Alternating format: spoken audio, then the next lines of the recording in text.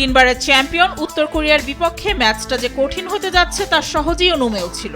ফিফার র্যাঙ্কিংয়ে 9 বনাম 112, ব্যবধান আকাশ পাতাল। কিন্তু চীনের বিপক্ষে যে লড়াকু দলকে দেখা গিয়েছিল আজ সেই বাংলাদেশই ছিল অচেনা। এএফসি নারী এশিয়ান কাপে উত্তর কোরিয়ার বিপক্ষে 5 গোলে হেরে টুর্নামেন্টের দ্বিতীয় হারের মুখ দেখল পিটার বাটলারের শিষ্যরা।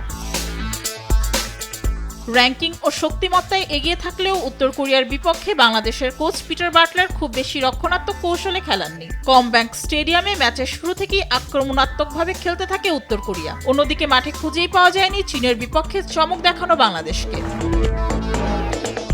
প্রথমার্ধে একের পর এক উত্তর কোরিয়ার আক্রমণ ঠেকিয়েই সময় কেটেছে আফিদা ঋতুপর্ণাদের। গোলরক্ষক মিলি ত্রাতা হয়ে বারবার বাঁচান বাংলাদেশকে। উত্তর কোরিয়ার বল 5 বার বাংলাদেশের জালে জড়ালেও 3 বার বাঁচিয়ে দেয় ভিএআর। প্রাণ লাচ্ছি, খুব খাচ্ছি, আরাম পাচ্ছি। একের পর এক গোল বঞ্চিত হওয়া উত্তর কোরিয়া বিরতির আগেই গোল পায়। যোগ করার সময়ের 49 মিনিটে পেনাল্টি থেকে উত্তর কোরিয়াকে এগিয়ে দেন মিয়ং ইউ ঝং। বক্সের ভিতর আফিদা প্রতিপক্ষের ফুটবলারের জার্সি ধরে টেনে ফেলে দিলে পেনাল্টি পায় উত্তর কোরিয়া। 2 মিনিট পরই কিম কিয়ং ইয়ং ব্যবধান দ্বিগুণ করলে 2-0 পিছিয়ে বিরতিতে যায় বাংলাদেশ। দ্বিতীয়ার্ধে ব্যবধান বাড়াতে মরিয়া হয়ে ওঠে উত্তর কোরিয়া। 62 মিনিটে উত্তর কোরিয়ার হয়ে তৃতীয় গোল করেন চা উং ইয়ং।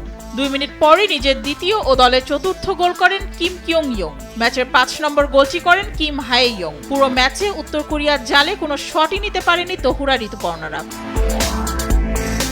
2 ম্যাচ শেষে 6 পয়েন্ট নিয়ে কোয়ার্টারে 1 পা দিয়ে রেখেছে উত্তর কোরিয়া। অন্যদিকে বাংলাদেশকে কোয়ার্টারে উঠতে হলে উজবেকিস্তানের বিপক্ষের ম্যাচে পয়েন্ট পেতেই হবে। মেহজাবিন হোসেন, স্পোর্টস ডেস্ক, দেশ টিভি।